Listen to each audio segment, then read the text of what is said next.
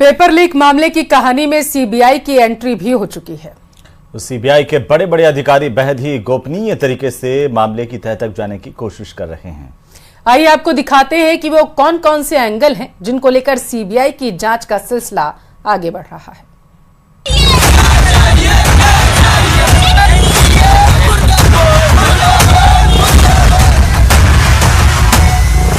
Paper leak की कहानी में कितने किरदार हैं? ये कहानी कहां से शुरू हुई?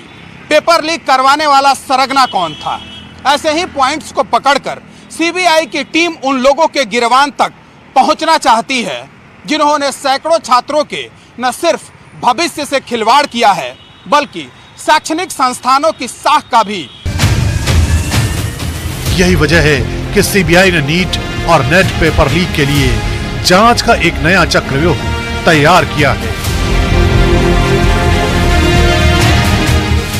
सीबीआई ने शिक्षा मंत्रालय की शिकायत पर नीट पेपर लीक मामले को लेकर आईपीसी की धारा 420, धारा 406 और 120B के तहत एफआईआर दर्ज की है।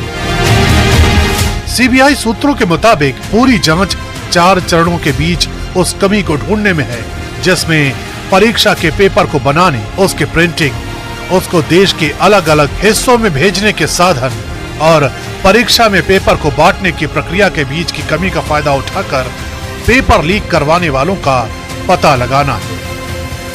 सीबीआई सूत्रों के मुताबिक एनटीए द्वारा बनाई गई इस पूरी प्रक्रिया को बेहद गोपनीय रखने का प्रावधान है। बावजूद इसके किस चरण में खामियां ढूंढकर कुछ लोगों द्वारा जानबूझकर पेपर लीक कराया गया, इसका पता लगाना सीबीआई की सबसे बड़ी प्राथमिकता है। खास बात यह है कि सीबीआई के रडार पर एनटीए के वो अधिकारी हैं जिनकी भूमिका सीधे पेपर करवाने की होती है। दरअसल प्रश्न पत्र बनाने वाले, उस पेपर के प्रिंटिंग करवाने वाले, प्रिंटिंग करने वाले, पेपर को देश के अलग अलग राज्यों तक पहुंचाने और परीक्षा होने तक उनको सुरक्षित स्टोर करके रखने वालों समेत कई ऐसे लोग होते हैं जिनके पास परीक्षा से कुछ घंटे पहले तक पेपर सुरक्षित रखने की जिम्मेदारी होती है। सीबीआई इसी पूरी चेन के बीच उस लीकेज का पता लगाने की कोशिश करेगी जिसने देश की नामी गिरामी शैक्षिक संस्था पर बदनामी का धब्बा लगा दिया। सूत्रों के मुताबिक सीबीआई 1000 फोन नंबरों के डेटा की मदद से भी पेपर लीक करने वालों तक पहुंचने की कोशिश में जुटी है।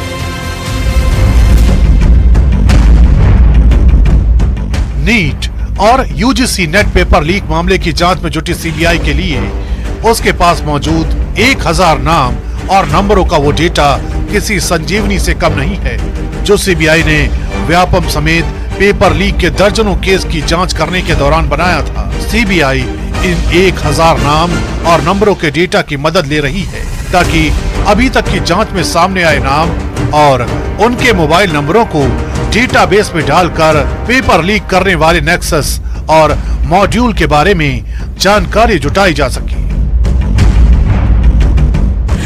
जानकारी के मुताबिक सेंट्रल फॉरेंसिक साइंस लेबोरेटरी यानी CFSL के कंधों पर मोबाइल में छिपे राज निकालने की जिम्मेदारी है। सीबीआई ने यूजीसी नेट मामले में एफआईआर दर्ज करने के बाद अब तक 8 मोबाइल फोन जांच के लिए CFSL भेजे।